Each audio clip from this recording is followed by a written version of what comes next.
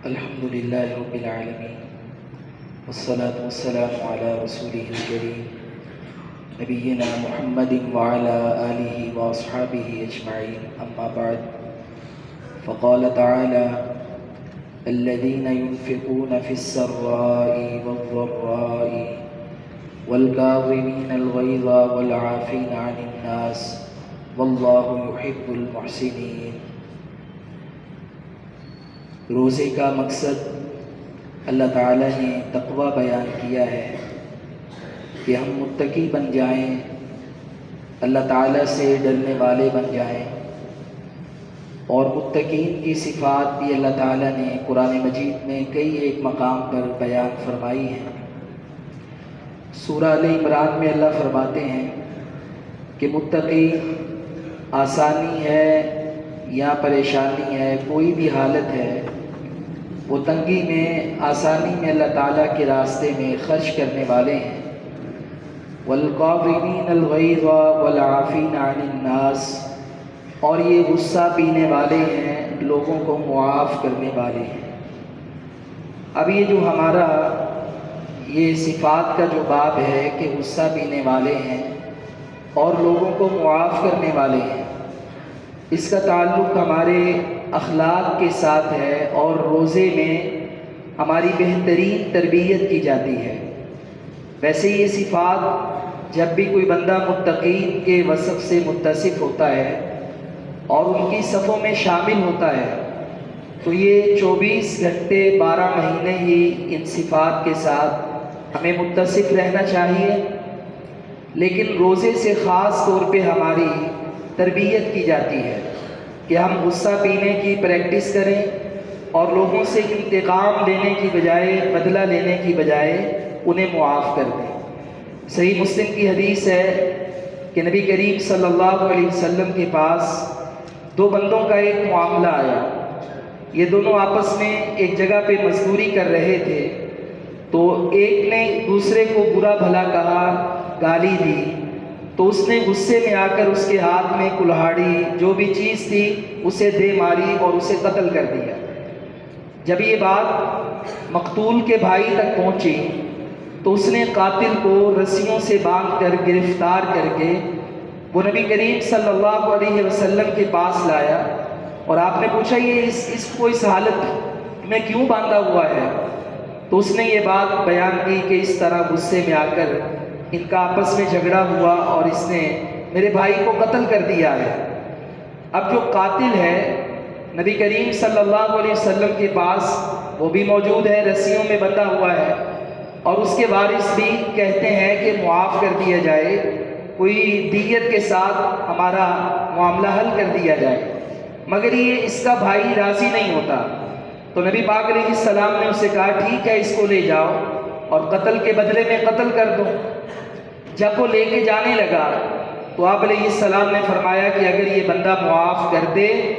اللہ تعالیٰ اس کے بدلے میں اس کو بھی معاف کر دے اور اس کے مرنے والے بھائی کو بھی معاف فرما دے۔ تو جب اس نے یہ بات سنی تو وہ انہی قدموں پہ واپس پلٹ آیا کہ اگر میں معاف کر دوں، میں انتقام نہ لوں، اگرچہ قصاص میرا حق ہے، لیکن اس کے بدلے میں اللہ تعالیٰ مجھے بھی معاف فرما دے،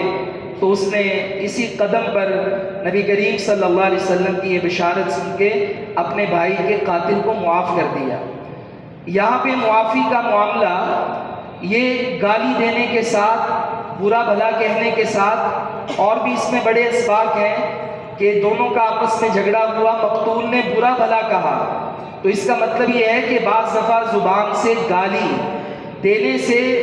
دوسرے بندے کو کہ جس کو ہم نے گالی دی ہے اس کے جذبات اتنے بھی بھڑک سکتے ہیں کہ وہ قتل تک آ سکتا ہے، اور شیطان اس سے یہ اتنا بڑا گناہ کروا سکتا ہے۔ تو یہ روزے کی حالت میں اخلاقیات کے چیپٹر میں ہمیں اپنی زبان کی حفاظت کا درس دیا گیا۔ نبی کریم صلی اللہ علیہ وسلم نے فرمایا، حضرت ابو ہریرہ اس حدیث کے راوی ہیں، فرمایا الصیام جنۃ، روزہ ڈھال ہے۔ جب ہم روزے کی حالت میں ہیں تو یہ دنیا میں گناہوں اور ہمارے درمیان ایک ڈھال کا کام کرتا ہے، ہمیں ان کے قریب بھی بھٹکنے نہیں دیتا۔ اور آپ نے فرمایا کہ فلا یرفث ولا یجہل، کہ روزے کی حالت میں بندہ نہ تو بدگوئی کرے، بد کلامی کرے، نہ ہی کوئی فحش بات کرے، فحش کوئی کرے۔ ہمارے ہاں یہ کامیڈی کے نام پر ہماری جو عام طور پہ مجالس ہوتی ہیں، نوجوان بیٹھتے ہیں تو ہر وقت غلیظ گفتگو کی جاتی ہے، اور خاص طور پہ یہ جو ایج 13-14 سال سے لے کر 20 سال تک ہے، ہمارے اسکولوں میں، کالجز میں، مدارس میں، چونکہ خاص طور پہ مدارس میں طلبہ قرآن و حدیث کی تعلیم حاصل کرنے کے لیے آتے ہیں، تو شیطان بھی ان پہ پورا زور لگاتا ہے، اور نئی نئی جوانی ہے، نئے نئے خیالات ہیں، اور اس حال میں بد کلامی، فحش گوئی، بری عادات، بری حرکتیں، شیطان اس پہ نوجوانوں کو آمادہ کرتا ہے۔ تو جن لوگوں کو اس کی عادت پڑ گئی، جو لوگ اس کے قریب ہیں، روزے کی حالت میں ہماری تربیت کی جا رہی ہے، اگر روزہ رکھنے کے باوجود میری زبان سے غلیظ الفاظ نکلتے ہیں، گالیاں نکلتی ہیں، بد کلامی ہوتی ہے، تو اس کا مطلب یہ ہے کہ میرے روزے کا کوئی فائدہ نہیں۔ اور نبی پاک علیہ السلام نے فرمایا کہ اگر کوئی بندہ اس روزے دار سے جھگڑا کرے یا اس کو گالی دے تو یہ اس کا بدلہ نہ دے، بلکہ جواب میں کہے انی صائم، بے شک میں روزے دار ہوں، میں نے روزہ رکھا ہے، 2 مرتبہ یہ کہہ دے۔ یعنی کتنی پیاری پریکٹس دی ہے۔ یہاں پہ ایک جملہ چلتا ہے اور بچوں کو بھی یاد کروایا جاتا ہے، بڑوں کو بھی دہرایا جاتا ہے کہ ہم اینٹ کا جواب پتھر سے دیں گے، کوئی ہمیں بات کر کے جائے کہاں پر۔ یہ جہالت پر مبنی جملہ ہے۔ اینٹ کا جواب پتھر سے دینا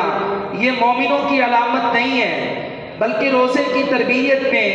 ہر موسم میں، ہر گھڑی میں یہ مسلمان کی تربیت ہے، وہ اس صفت سے متصف ہو جائے۔ والعافین عن الناس، غصہ آیا ہے اسے پی جائے، والعافین عن الناس، اور لوگوں کو معاف کر دے، لوگوں سے درگزر کر دے۔ یہ روزہ ہماری تربیت کر رہا ہے۔ ہم نے اچھائی کا بدلہ اچھائی سے تو دینا ہے، وہ تو سارے دیتے ہیں، لیکن برائی کا بدلہ بھی معاف کرتے ہوئے اچھائی سے دینا، یہ ایک مومن متقی کی علامت ہے، اور روزے کی حالت میں اللہ تعالیٰ یہ ہماری تربیت کر رہا ہے۔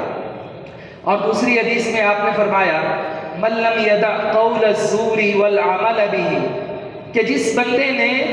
بری بات، جھوٹی بات، قول الزور کیا ہے؟ اس میں غیبت بھی شامل ہے، اس میں چغلی بھی شامل ہے، اس میں جھوٹ بھی شامل ہے، کہ جس بندے نے یہ تمام چیزیں نہ چھوڑی اور ان پر عمل بھی نہ چھوڑا، فَلَيْسَ لِلَّهِ حَاجَةٌ أَن يَدَعَ طَعَامَهُ وَشَرَابَهُ، اللہ تعالیٰ کو اس کی کوئی پرواہ نہیں کہ وہ صبح سے شام تک کھانا پینا چھوڑتا ہے، وہ بس محض بھوکا پیاسا ہے، وہ روزے کی حالت میں نہیں، روزے دار نہیں ہے۔ اب یہ غیبت جو آج کل ہم اکثر کرتے ہیں، غیبت کیا ہے؟ کسی بھی شخص کی اس بات کا ذکر کرنا کہ جسے وہ ناپسند کرتا ہے۔ میرے اندر ایک عیب پایا جاتا ہے، اخلاقی ہے، جسمانی ہے، کسی بھی اعتبار سے ہے، اور میں یہ پسند نہیں کرتا کہ کوئی بندہ میرا عیب کسی کے سامنے بیان کرے، لیکن اس کا عیب بیان کیا جائے، اور عموماً لوگ یہ پشت پیچھے بیان کرتے ہیں، کسی کے سامنے نہیں کرتے۔ سامنے بڑے مسکرا کے ملتے ہیں اور بڑے اچھے انداز میں ملتے ہیں، لیکن جیسے ہی پرسنل نجی مجالس میں موقع ملتا ہے تو غیبت کرتے ہیں، عیب بیان کرتے ہیں، عیبوں کے انبار لگا دیتے ہیں۔ اور سناؤ جی کیا چل رہا ہے، کچھ بتاؤ جی، فلاں کے بارے میں بتاؤ۔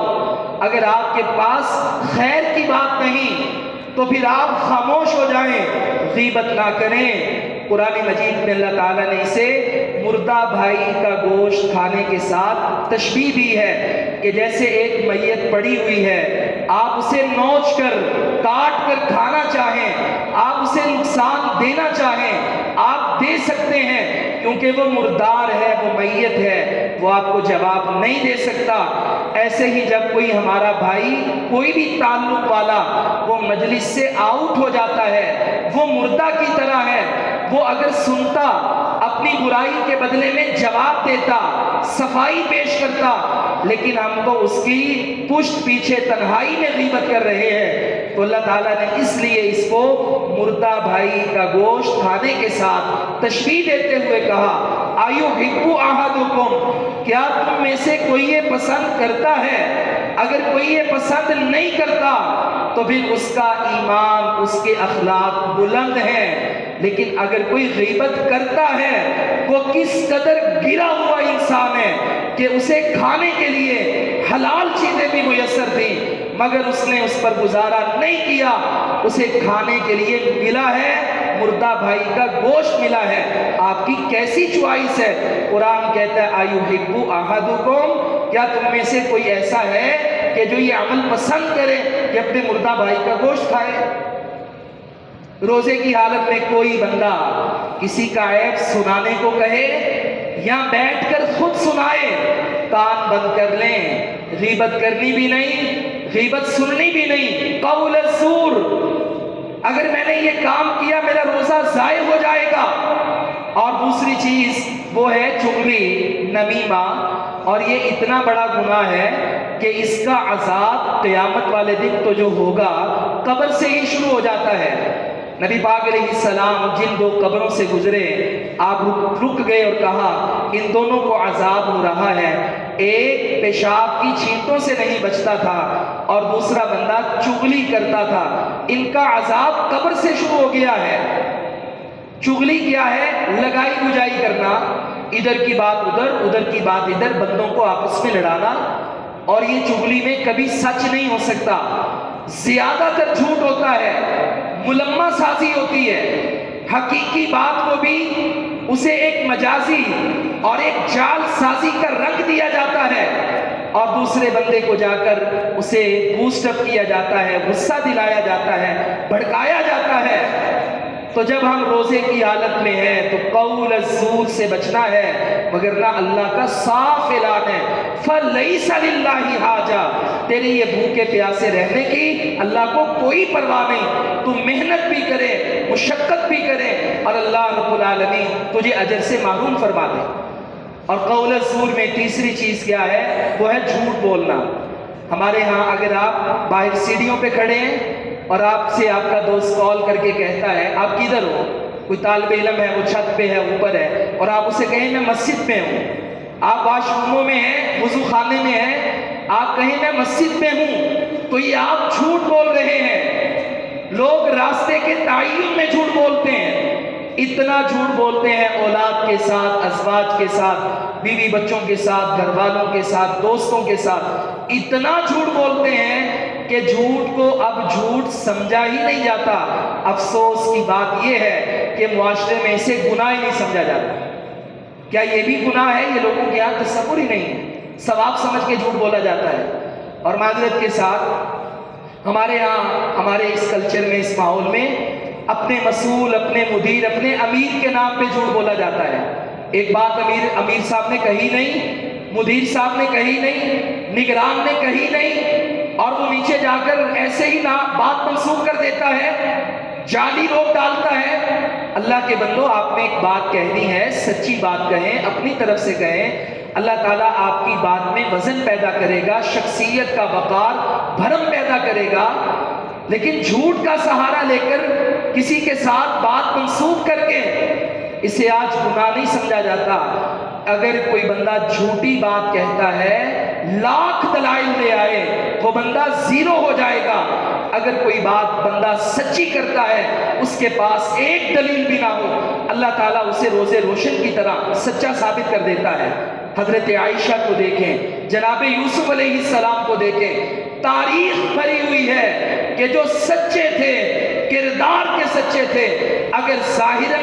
دلائل نہیں تھے، شہادتیں نہیں تھیں، اللہ رب العالمین نے آسمانوں سے گواہی نازل کر کے کبھی زید بن ارقم کو سچا ثابت کیا، کہیں صدیق اکبر کی سچائی کی گواہی دی، لیکن ہمیں یہ درس دیا کہ مر جائیں، نقصان اٹھا لیں، لیکن ہم کبھی زبان سے جھوٹ نہ بولیں۔ تو یہ اخلاقیات میں اور بھی بڑے باب ہیں، لیکن جس کا تعلق ہماری زبان سے ہے، جس کا تعلق ہمارے غصے سے ہے، جس کا تعلق ہمارے معاف کرنے سے ہے، یہ چند باتیں ہیں کہ جو ہمارے روزے کے ساتھ تعلق رکھتی ہیں۔ اور نبی کریم صلی اللہ علیہ وسلم نے علی الاعلان کہا ہے کہ جس بندے نے یہ چیزیں نہ چھوڑی، اللہ تعالیٰ اس کا روزہ قبول نہیں کرتا، وہ ایسے ہی پریکٹس کر رہا ہے۔ تو آئیے روزے میں ہم خیال کریں کہ ہم نے ان تمام چیزوں سے بچنا ہے، بچیں گے تو روزہ محفوظ ہوگا۔ بچیں گے دنیا میں روزہ برائیوں اور میرے درمیان ڈھال بنے گا، کل قیامت والے دن جہنم اور ہمارے درمیان ڈھال بن جائے گا۔ اگر نہیں بچیں گے تو ہم نقصان اٹھائیں گے۔ اور جب یہ پریکٹس ہم پورا مہینہ کر لیں، زبان کی حفاظت کر لیں، غیبت نہ کریں، جھوٹ نہ بولیں، چغلی نہ کریں، اور اپنے آپ کو بڑا اللہ تعالیٰ کے ذکر میں زبان کو معطر رکھیں، تر رکھیں، پھر یہی عادت اگلے 11 مہینے بھی، چونکہ یہ 1 مہینہ کی پریکٹس ہے، اصل کام تو رمضان کے بعد ہے، اصل امتحان تو رمضان کے بعد ہے۔ اللہ تعالیٰ مجھے اور آپ کو عمل کی توفیق دے، ایمان والی سعادت کی زندگی دے، حالت ایمان میں شہادت کی موت عطا فرمائے۔ وآخر دعوانا الحمدللہ۔